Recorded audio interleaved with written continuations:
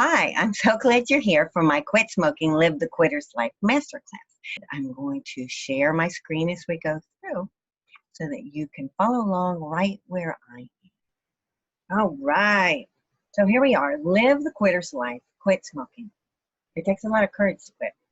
So the first thing we're going to talk about is goal setting and the courage to quit, right? Welcome.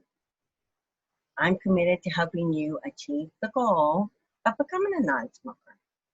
There are many programs available to help you on your path to becoming a non-smoker, and I'm glad you've chosen to start here. Many of the facilitators, they don't believe in sharing their personal stories with their challenges to quit smoking and kicking the habits, and their reasons vary. They're very logical. They're all great reasons. They don't want to influence you on the method to use, and I understand that. So I will be talking about all different kinds of methods in order for you to choose what's best for you as we go through. I may indicate if I've used something in there. However, that is not to influence you one way or the other because each one of us has a different path, okay? They also don't want to have a specific stance on whether you do use medication, hypnosis, coaching, whether you use a combination, or whether you use just an individual item. And here's the last thing. Here's the fun part. They may have never smoked. So if you are a lifelong smoker, sometimes that's a little difficult to work with. I know that I struggled with that. So let's talk about, this is an overview of what we're going to talk about today. As we're going to go a little bit, I'll give you some of my stories. We're going to talk about the courage to quit. We're going to do some goal setting. And our goal setting that we're going to work through is going to help you align your goals for personal goals, things goals, which is materialistic, and money goals. These are for across the board. It's not just for non-smoking. We're going to talk about some truths and some false with regards to quitting and smoking. Go through some facts. We're going to go through all the medication aids, or at least a bunch of them. I'm sure it's not all by any means. And we're going to go through behavioral aids that you can use as you go through your quit smoking program. Now, lastly, my story. Let me tell you a quick story about 38 years of addiction. At the time I was trying to become a non-smoker and change my life, in that time period was 20 years, not 20 minutes. I struggled to find the willpower to quit for good. You know, it seemed so hard to give up smoking forever. I just couldn't do it. I was getting more and more, disappointed with myself and my inability to walk away from such an unhealthy habit for good. I am not an unintelligent person. I truly understood what I was doing to my body and to my life. However, was not able to give up the smoking or even convince myself to do it for my son. So I finally had a realization, and that was when I was visiting my mother, who is essentially bedridden and on oxygen these days. She's absolutely wonderful and a fabulous person, and has just been fabulous my whole life. However, I realized watching her that she had spent the last 30 years, and I had spent the last 30 years watching her kill herself with her addiction of overeating. And I was doing the same thing with cigarettes. I was using my cigarettes to do the same thing. And I didn't want to have that life. I didn't want to end my life very limited, not getting to do the things that I wanted to do, not being able to crawl around on the floor with my grandchildren and travel overseas, or, just live a nice quality of life as I aged. So even when we know things are not good for us, we give ourselves excuses, and those excuses are called limiting powers. As a smoker, I believe that I am probably the absolute best person in the world at giving myself an excuse, and I would have to bet that as a smoker, you're pretty good at it too. So have you ever thought about all the excuses that you give yourself? I've got a whole bunch on here. Simply think about this. I've had a bad day. I need a cigarette. I've had a good day. I need a cigarette. It's a pretty day. Let's go out for a cigarette. Or it's break time. It's time for a cigarette. I'm enjoying a drink on my patio. I can have a cigarette. I'm not someplace where I'm not allowed. This is my patio. I can smoke a cigarette if I want to. And so on and so forth, right? These are all excuses to allow ourselves to smoke. They are our limiting powers. They are keeping us as a smoker. We are limiting ourselves with this, right? So does anybody have a cigarette right now while they're watching this masterclass? Do me a favor, put it out. If you do, you can make it through this masterclass, I promise, I'm sure. So, do you have the courage to quit? Quitting smoking takes courage, right? To take the first step. Congratulations, you've done it. Here you go, done. Check that off your list. You have taken an action step. Anything that we're trying to do and control in our life, one step forward each day.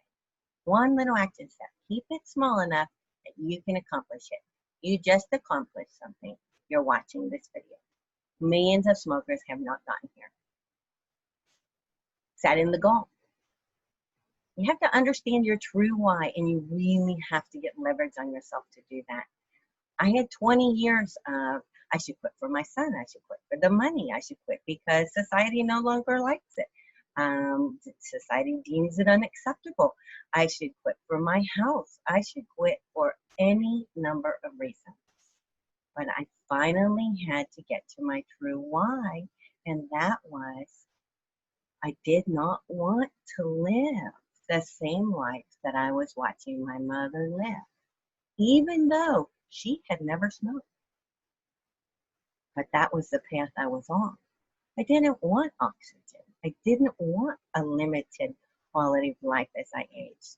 And therefore, I finally found my why. It took 38 years. Pack a cigarette every day. More than a pack on some, but 38 years. I got there. You can too, trust me. So you got to change your habits.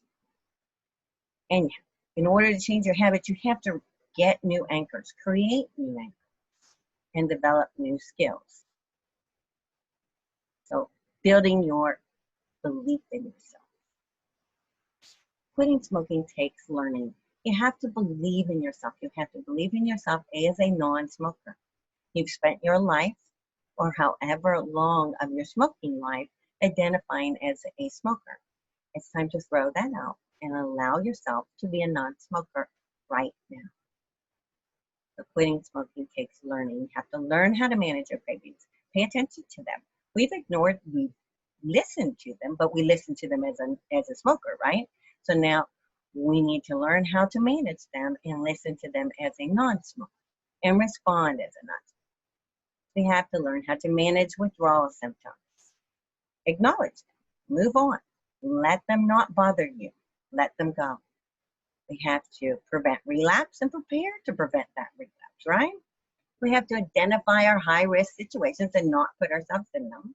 And we have to ask for support from our family and friends to manage it in order for us to become a non-smoker. And here's the fun part. We have to help each other. I know as smokers, we always help each other. I could bum a cigarette from anybody that's a smoker because they understand, right? You can do that. So you have to let go of a lot of things, and you have to believe in yourself. So take one step right now towards letting go. Ready?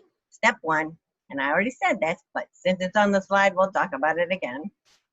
If you're smoking as you're participating in this program, please put out your cigarette for the rest of the program.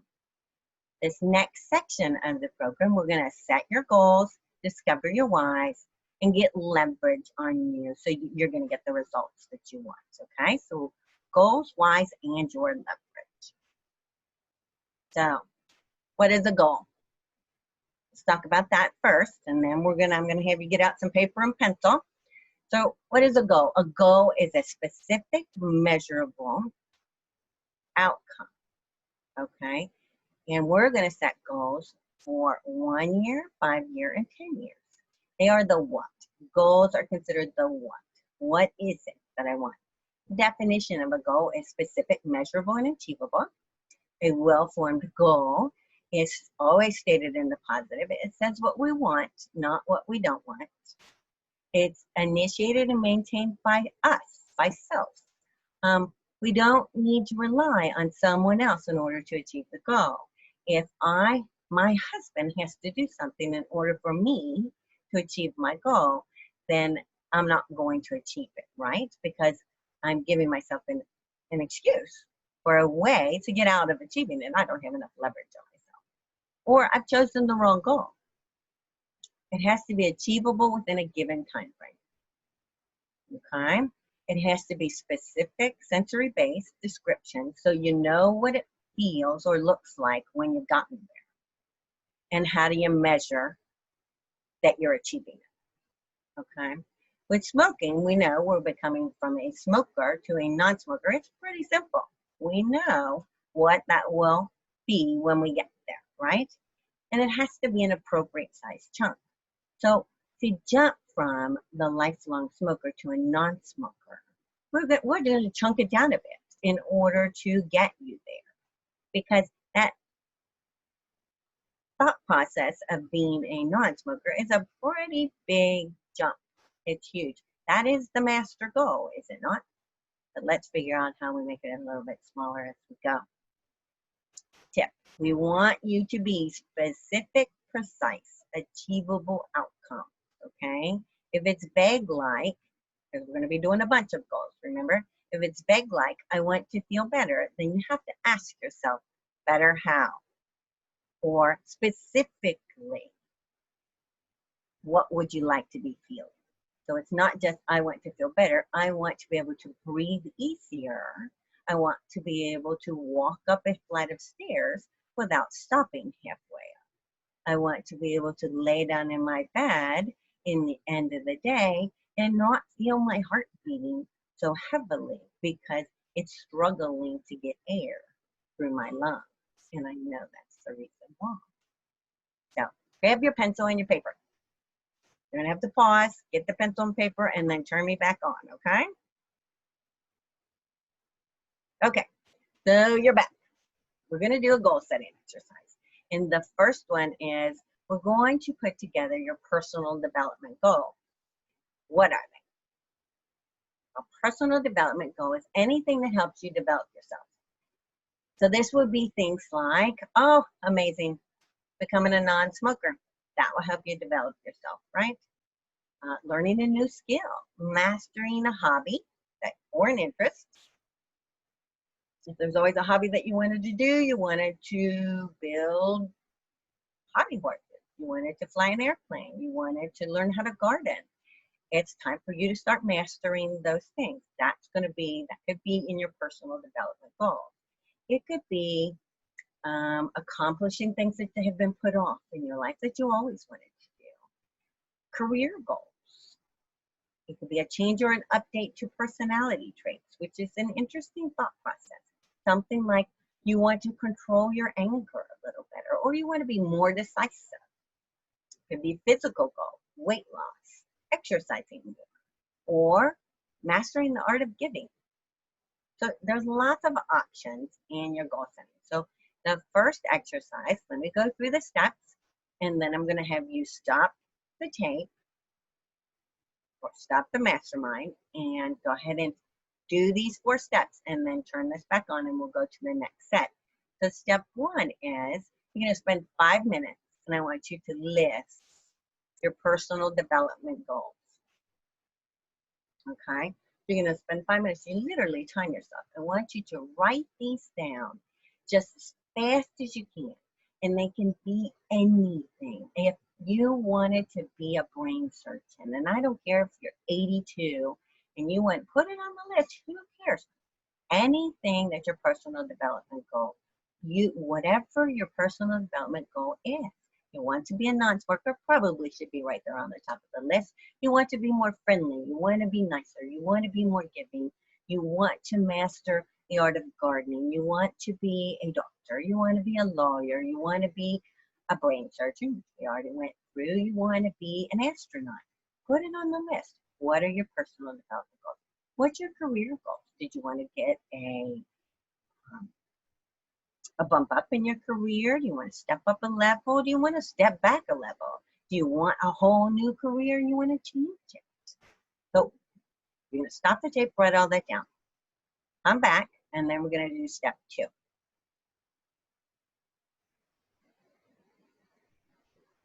Okay, so I'm going to assume that you stop the tape and you've spent 5 minutes and you've listed all your personal development goals, whatever they are. So step 2, what I want you to do is to label each goal as a 1-year goal, a 5-year goal, and a 10-year goal. So is it in 10 years that you're going to become a doctor? Or is it in 1 year that you're going to become a doctor? Is it in 10 years that you're going to become a non-smoker? Which I hope that's not. Or is it that in 1 year you're going to be a non-smoker? Or technically, it could be a day. But give everything a 1 year, a 5 year, and a 10 year. So stop the tape. Do that now. Okay, so you're back. Step 3. You're going to review all the 1-year goals only, and I want you to pick the top 3. What are the top 3 1-year goals that you have listed that mean the most to you? Now you're going to stop the tape again, and under each of those 3, you're going to write those out separately on your paper. You're going to write a paragraph for each of those goals, stating all the wonderful things that will happen in your life when you achieve those goals. So, step 4, paragraph. I want to become a non-smoker. What are the wonderful things that are going to happen in my life? Oh my gosh, I'm going to start feeling better. I'm not going to have so much pressure on my chest. My hair's not going to smell of smoke. My clothing isn't going to smell of smoke. When I hug my children or my grandchildren, they're not going to be thinking, oh, look, grandma smells like an ashtray. Right? I'm not going to have ashtrays running around my house. I'm going to feel like going for a run. How many of you haven't run in a really long time because your chest hurts when you do?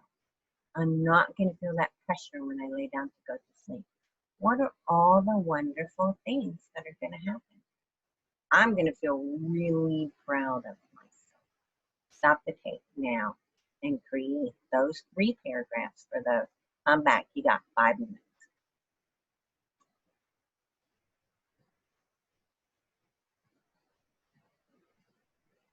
Okay, you're back. Bingo exercises, and I like bingos.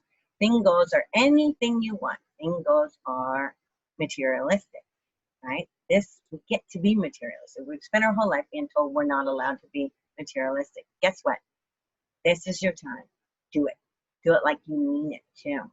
So, wildest dreams, doesn't matter if you think they're within your grasp, doesn't matter if your mother told you not to think like that, whatever, it doesn't matter. It doesn't matter if you told your children not to think like that.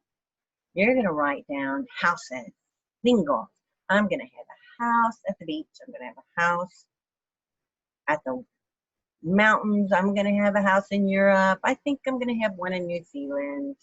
I am going to have cars. Maybe I'm not going to write down all the cars, but I'm going to have a whole fleet of cars, and I'm going to have a garage that has lifts in it, and all the different cars are going to be lined up, and then probably going to have a chauffeur and a mechanic to take care of my cars and to bring them to me when I want to go with that. I'm going to have a plane that's at my beck and call.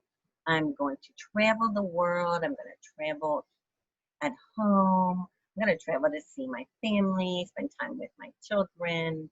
I'm going to have a pool in the backyard. I'm going to have pools, depending on how many houses I have. I'm going to have a gardener, a maid, a trainer, anything that you can dream of. List it here.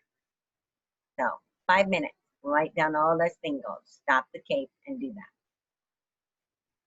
Okay, so I'm assuming you spent 5 minutes and listed all those singles, your wildest dreams. Step 2, you're going to stop the tape and circle each of the goals, or no, you're not circling, I'm sorry, I'm out of control. You're going to put next to each of those goals, whether it's a 1-year goal, a 5-year goal, or a 10-year goal, okay? So do that, stop the tape, and come back. Okay, so you're back. Step 3. Now you're going to stop the tape and you're going to circle the top 3 goals in 1 year. You're going to circle the top 3 1-year goals. I can get that out. It's not a tongue twister. So stop the tape, take care of that. Okay, so you're back. Step 4. I want you to write a paragraph for each of those top 3 goals, stating all the wonderful things that will happen in your life when you have them, right? When I have a gardener, my garden is going to be gorgeous. I'm going to have whatever I want in it. They're going to help me plan it out. They're going to pull all the weeds. I don't have to do it. It's going to be awesome. When I have a maid, my house is spotless, so we'll no longer ever have to dust again. These are all awesome things that are going to happen. When I have all these houses around the world and a plane to fly to each of them, I'm just going to take all my friends and family. Everybody's coming with me, and we're going wherever we're going, right? So write your paragraphs now. Stop the tape.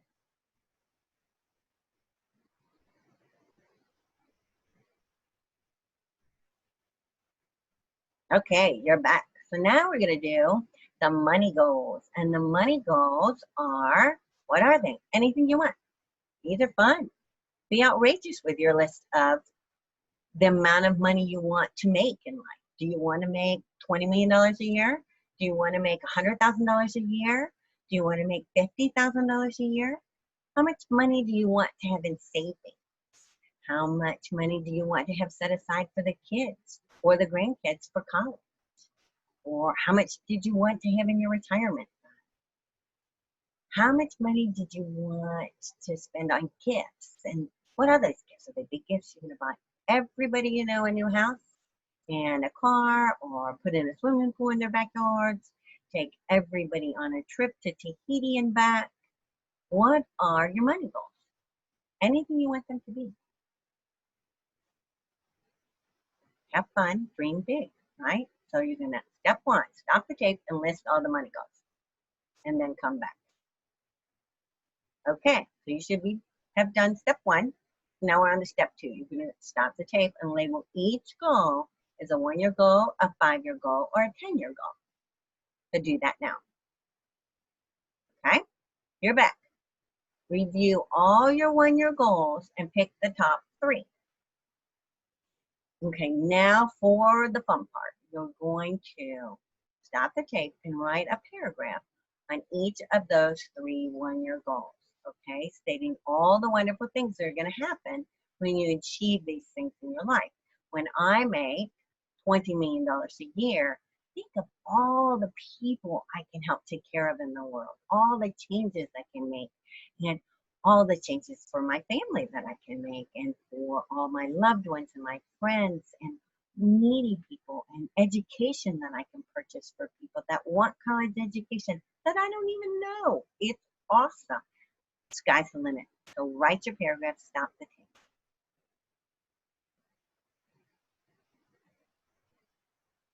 Okay, so that's all done. This is the wrap up. You now have 9 goals for the next year.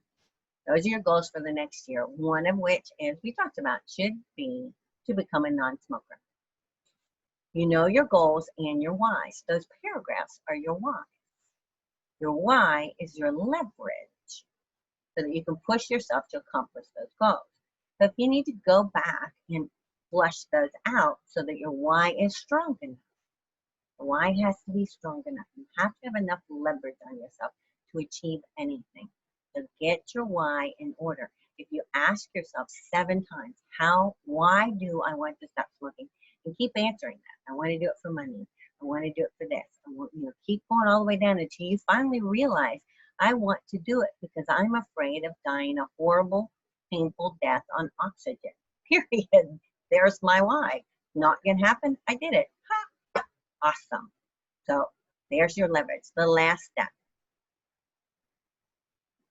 is I want you to go through each of the 9 goals and list one small action that you can do today, okay, in order to move towards those goals.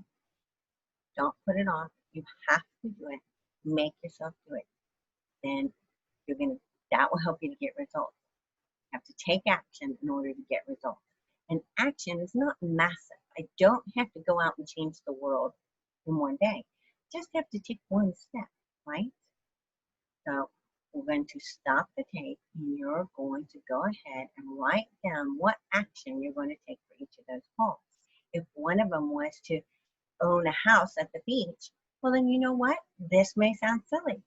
Go look up houses at the beach that you want and write it down, print it out, make a picture, hang it on the wall, show it to your spouse or your children, your loved ones, and this is my goal. There's an action. You took one step towards that goal. And then open up a savings account and put $1 in it. There you go. You're moving towards that goal, right? Or stop smoking. You're going to go downstairs, throw out all of those 14 extra lighters that you got. There's a goal. Throw them out. One small step, right? Then I want you to keep in mind that you are to go back, let's say every 3 months, and review your 9 goals. Are you taking action steps towards them each day? Just a small one, not too big, because each day they add up. And every small hinges swing big doors, right? If you think about it that way, small hinges swing big doors. One small step each and every day towards getting there, okay? So you can review and adjust if that goal is really not important to you because you very obviously aren't doing anything towards it, or you just don't have enough leverage. So go back and ask yourself, why do I want this? 7, do it 7 times. It's the rule of 7, and you will nail it down and really be honest with yourself. Do it out loud or do it with a friend, okay? Stop the tape and go ahead and list your actions right now. Okay, so you're back. We've set 9 goals. You have actions set for each of those goals to do today. They can be very simple. They don't have to be difficult actions. And you know that you're going to review them. So let's start talking about actual smoking versus just a whole bunch of goals and your whys and your leverage and all of that. So for years, we've heard things like electronic smoking devices are safe and can be used to help me quit smoking, right? Well, technically, there isn't any evidence that that actually works as a smoking aid. Also, the vapor in the electronic cigarettes is not just water, which we know. We saw an incident happened with regards to that where cartridges that were not FDA approved were being used and then they were damaging people's lungs. Statement. If I have a slip and a setback, I should not continue because I have already failed and will have to start over. Well, that's not true, and I want you to be very sure of this, okay? Even if you have a setback, I encourage you to continue. You are your only judge. You are the one that is being so critical and telling yourself that that's a failure. That's not a failure. It is a setback. It is a slip up. That's all it is. You did not fail. You only fail if you give up and stop trying to quit smoking, okay? When you stop taking actions towards the goal, that's when you fail. Have a slip up, no big deal. Don't judge yourself. Move forward, keep going.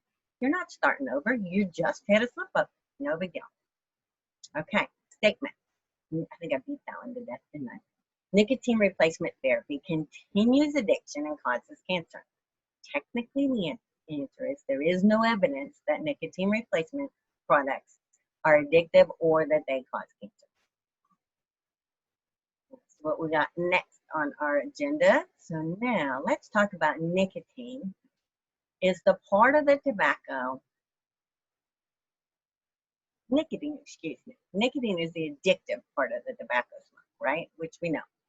Toxins cause the damage to your health, not the nicotine. The nicotine is what you get addicted to. The toxins inside the cigarette smoke are the issue. The cigarette smoke contains over 7,000 chemicals and chemical compounds, which cause disease and disability associated with tobacco use. Nicotine is not the cause of the lung cancer or the emphysema. It's the other toxins inside the smoke that are doing that. Okay? So nicotine is the addiction, not the toxin. It's not good for you. A thimbleful of nicotine will kill you, just so you know. Nicotine replacement therapy products, those are NRT, means nicotine replacement therapy. They contain only nicotine. So they're replacing the nicotine to get you through with the smoking so that you can have the nicotine and blunt the cravings that are coming through, okay? Replacement helps you to reduce cravings and withdrawal symptoms.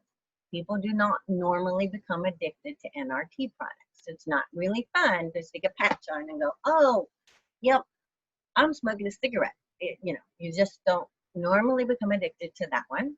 However, people do not, however, NRT products do have a lower dose of nicotine than cigarettes. And it also, because how they get into our bodies is different, it takes it longer to get to your brain. So they actually come at it from a little different direction. Electronic smoking devices, as we talked about on the previous slide, the vapor can contain harmful chemicals that may or may not contain nicotine. They are not approved by the FDA as a smoking aid. And here's the fun part. There is no magic wand. Scientific studies show that behavioral coaching, along with stop smoking medications, are an effective system to become a non-smoker. So no one thing is probably your solution, which is why going cold turkey doesn't work, okay? So as we go through this, we will be talking about a combination of things in order to get you to the ultimate goal of becoming that non-smoker now, okay? So medications that you can use to help reduce the withdrawal symptoms, okay? Because usually the first couple of weeks, there is a withdrawal symptom that is associated to the nicotine. But once you get through that, it's all about coaching, habit change, re-anchoring yourself, setting your triggers, figuring out the triggers, and creating new things to keep you, new anchors in order to replace those triggers, right? So nicotine replacement therapy, usually you'll be through the withdrawal symptoms very quickly. When you have enough leverage on yourself, you really won't notice the withdrawal symptoms, so that you know. Having quit 8 million times, I know what the withdrawal symptoms feel like because I didn't have my mindset right. The coaching and the hypnosis, which is part of my program, is actually the piece that made it very simple.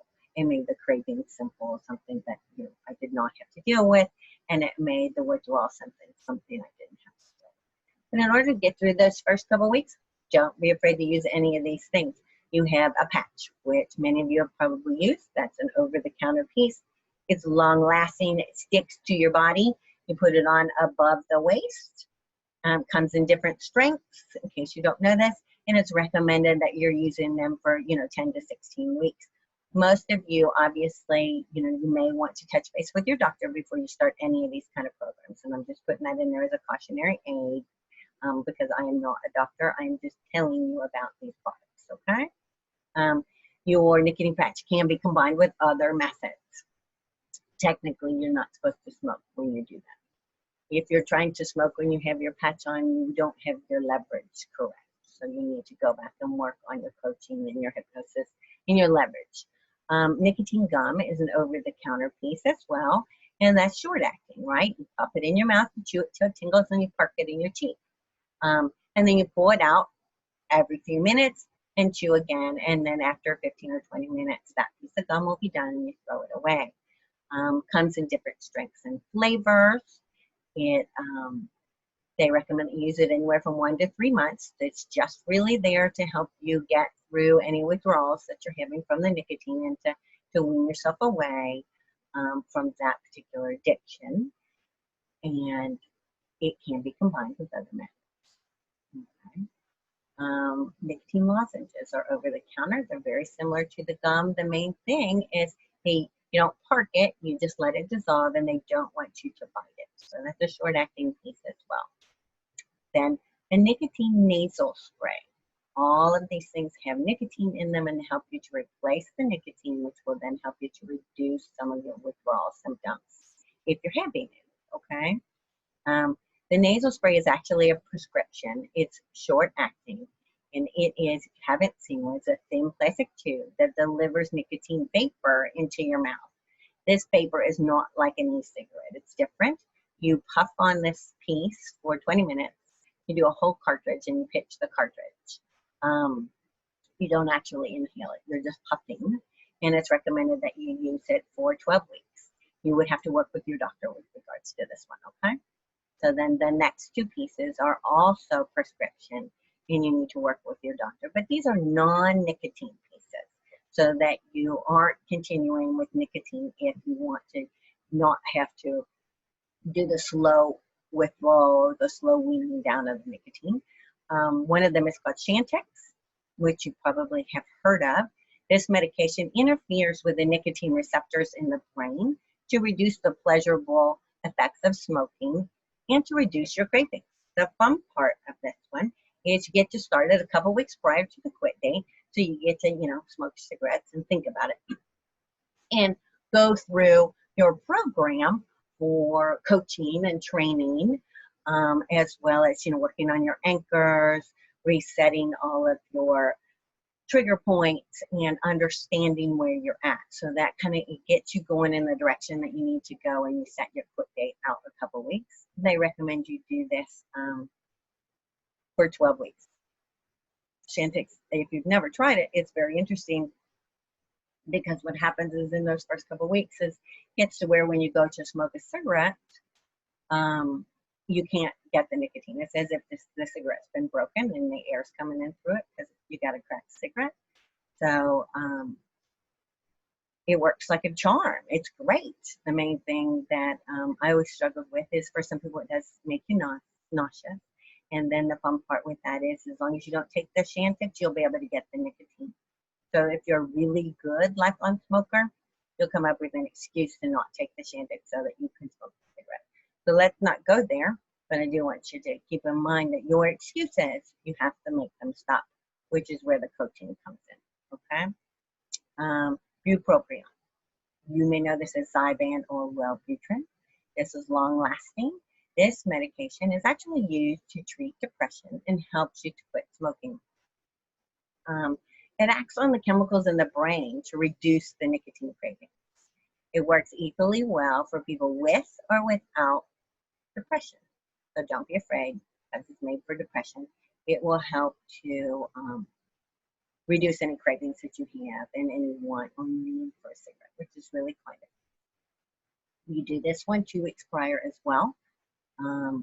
You'd use it for, at least 12 weeks. You obviously have to do it in tandem with your doctor. And it's not to be combined with any other products. Or excuse me, it can be combined with some other products. I apologize. So, behavioral stop smoking aids to help you break your habit. So this is the foundation of learning to become a non-smoker, right? You spend your life and you identify as a smoker. Your identity is you're a smoker. All the people you go outside with, they're smokers too. They're your friends, right? That's where you go when you're upset. You want to talk. You're happy. Those are the people that you go to. And so your whole world is you're a smoker. That's what you do. That is part of what you do. Just like if you're a brain surgeon, you're a brain surgeon. We identify with these things. So you have to start breaking those behavioral habits and those mental pieces of that you are a smoker. And just start with, you are a non-smoker. You happen to smoke right now, but you're a non-smoker, and you have to know that you are a non-smoker. So, behavior aids to help you break your habits, because that's what we have to get in control. You can make it through the first 10 days using all of the nicotine replacement or the medication to help you get through the addiction part. But what happens when you get to the other side of that, right? What's helping you not to light up that cigarette when you have a cup of coffee? Not to light up the cigarette when you get in your car to drive and no one else is in there. whatever your trigger points are, right? So that's where hypnosis, a daily hypnosis to reinforce your goals, to help you get there and to keep you there once you have. Meditation, learning those pieces. Sounds silly and woo-woo. Don't worry about it. It won't hurt you. It's amazing what it will do for you. 10 to 15 minutes a day as a reinforcement aid. And group seminars or webinars, one-to-one coaching. Things to learn how to do your goal setting, which we've done for you today. So you've started this already. Create leverage, your why, which we've started. And learning to let go and become a non-smoker, which we've talked about. We haven't, gotten there, but you have to let go and you have to identify as a non-smoker. You might be smoking, but you have to know that you're a non-smoker and go there. Get rid of the old identity. Action steps are to get your results, right? So the habit change that you work on is your anchoring, resetting your anchors so that they support you, okay? Discovering your associations to cigarettes, resetting your conditions, modeling your success off of somebody that has succeeded, and building that belief in yourself that you are a non-smoker, belief in yourself as a non-smoker. And then the last thing I want to ask you to do is to set your quit date. It's time. This is the part of the program where I want you to sit down and set your quit date. You can be a smoker. The Live the Quitter's Life Quit Smoking program is designed as a smoking cessation program. It's been created and developed over years of testing. The program method is simple and easy, and it's helped many people quit smoking for good and keep it that way. They've become the non-smoker that they always dreamed they wanted to be. Set your date. Let's go. I hope you join me on the next step of this programming journey. If not, you do have all the tools to be a non-smoker right now. Thanks and have a great day.